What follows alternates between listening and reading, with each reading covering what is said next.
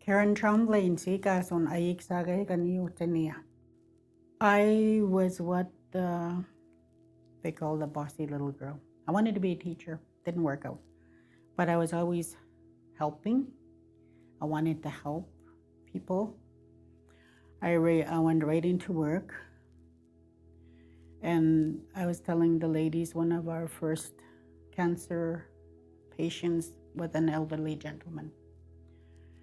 And they opened him up. He had pancreatic cancer. They opened him up and saw that it had spread. Sent him home. Told him he about a year to live. He lived for a year. That was my first client. There was others afterwards, but it made me more wanting to prevent things like that happening. So it's always been something that I enjoyed doing, working with the people, creating awareness education. I guess I wouldn't be here that long if I didn't enjoy my work and working with the community. I've seen a lot of people during my time go through different stages of cancer, different kinds of cancers.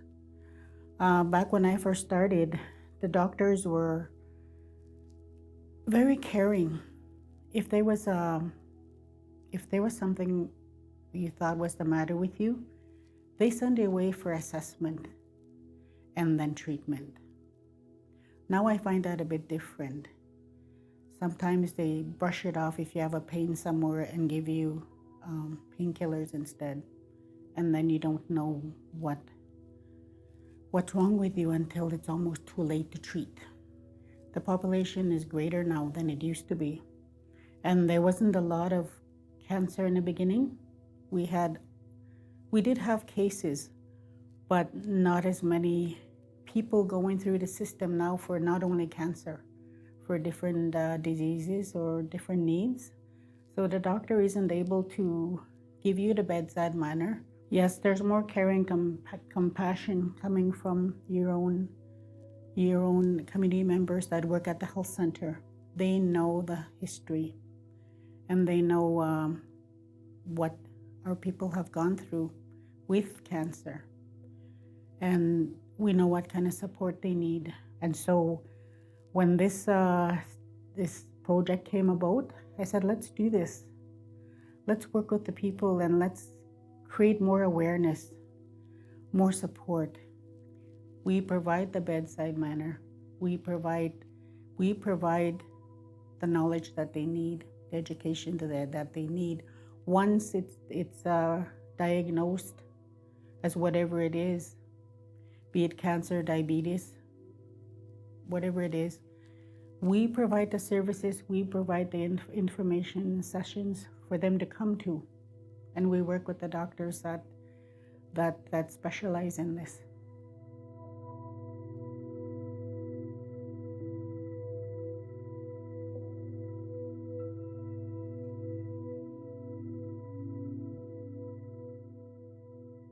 We have health fairs, we have treaty days. We bring our resources. We put up poster boards with information on it, and they visit. And if they have any questions and they're too shy to ask then they can call us at the health center later. Our people are naturally shy, so they're not going to go in for tests. For ladies, for pap tests, for men, for prostate tests. They don't really want to do that. You know, we can maybe do it in a setting where we're all, just taking it all easy and laughing and being able to laugh about the situation that, yes, it's necessary. Yes, you have to take this test. Creating laughter and awareness together might be the way to go. When we created more awareness, now we have more people coming in for testing. When we do our men's programs, we had the female nurses do the presentations. Some that were brave would ask questions. Others took the information and and found a male nurse or someone to ask the questions of, or the doctor. And we have a male staff now. That makes it easier. Although we did miss the elderly men. There's been a few that have gone through prostate cancer. Now, when they went soon enough, as soon as they knew something was wrong, they survived. But if they didn't go, then they didn't survive.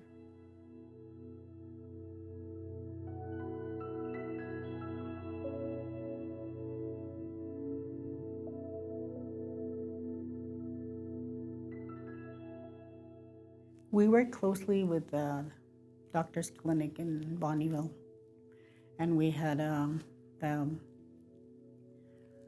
nurse who did the test, and we worked with her. So what we did was we would make it known that we're doing this, we're providing this service, and if anybody wanted to go in for a pap test, we would pick them up. It was, I think, Wednesday.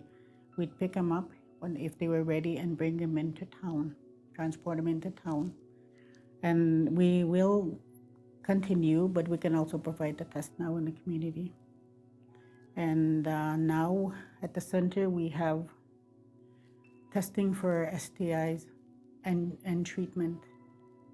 The latest one was just last week we received our test kits for HIV and syphilis, and treatment right on the spot for syphilis. So we make do with what we have, because that's what we have always wanted to do. But I need this type of programming to stay and be made available to the other communities, other agencies that haven't had the opportunity to do any groundwork. If they go in for regular checkups, a lot of this would be caught, and that's prevention.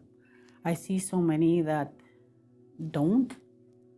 If you follow your diets and work hard like we used to, you know, making sure that you have exercise because you're working, and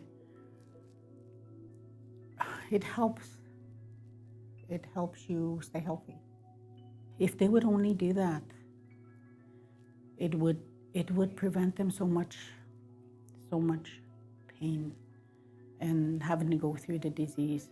I'm just grateful that it was available, that the program was available, and that we were able to do as much as we did. So it's really been successful, I must say, and it was a job well done.